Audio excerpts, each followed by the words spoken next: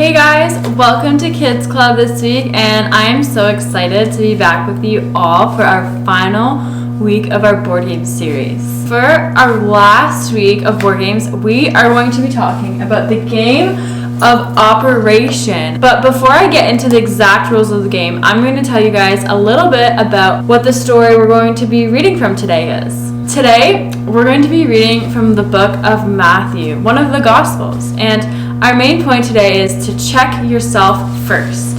In this story, we're going to learn to not judge others and that Jesus wants us to be concerned with removing sin from our own lives and not to just judge others for their sins. So you might be asking, how exactly do I play the game of Operation? Well, I'm going to tell you boys and girls how to play that game right now. And so, the objective of the game is to collect the most money. To set up, you lay out the board and place all of the ailment pieces in the matching spaces in the board. Ailment pieces are the pieces that go into the places that you are going to be operating on. So, his stomach, his mouth, those kind of things. Stretch the rubber band between the two pegs in the right leg. Place the tweezers within reach of all players. Shuffle the ailment cards and place them face down in a deck with the money side facing up. The youngest player goes first, then the play proceeds clockwise. On your turn, you take the top card of the deck and flip it over. This is the ailment you need to try to remove with the tweezers from the board without touching the metal sides. And if you touch the metal sides, you'll get buzzed, and you won't want to hear that noise.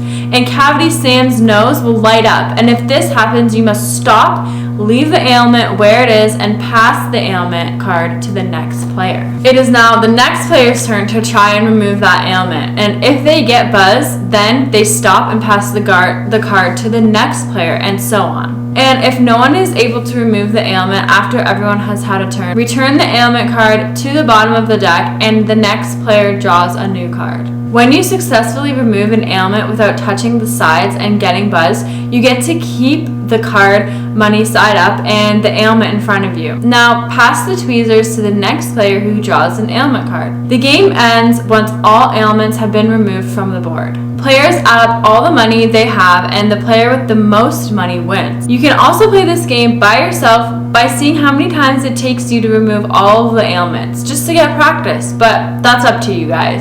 Now, the story we're reading from today is actually right after the story that we read from last week. So, last week we read from Matthew 6, and today we're going to read from Matthew 7. So, I'm going to read Matthew 7 verses 1 to 5 for you guys. Do not judge others, and you will not be judged, for you will be treated as you treat others.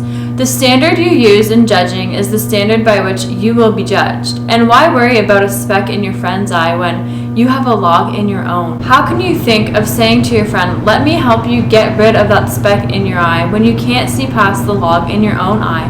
Hypocrite! First, get rid of the log in your own eye, then you will see well enough to deal with the speck in your friend's eye. So, in this book of Matthew, again, Jesus is the one who's speaking to the crowds of people. He is encouraging them and telling them not to judge one another. You see, as humans, it is so easy to look at someone else and see what they've done wrong in their lives.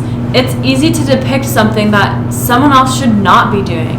But when it comes to us, sometimes we can turn a blind eye or not really know about what or how to correct ourselves. In this game of Operation, you are hoping that you can be the one to solve the problem and remove the ailment with the tweezers. And if you don't, the next person has to deal with the problem that you left them to solve. That's just kind of the nature of the game. If you're receiving the card that the previous person couldn't solve, it might be easy for you to see how easy it is for you to do that task and to judge the person for not doing it correctly before you. But in life, we are not supposed to judge people first. We need to check ourselves first.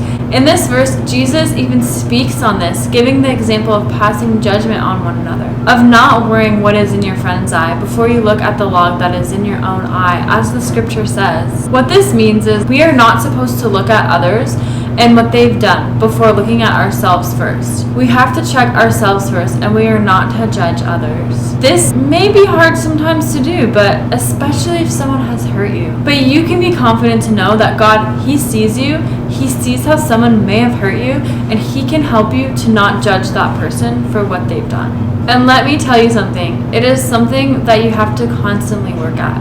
We are supposed to rely on God daily, and by doing this, we can be stronger and better each day. It is a walk and a journey with God by our side through it all. Now, are you guys ready to see who won our very last board game? All right, let's spin that wheel.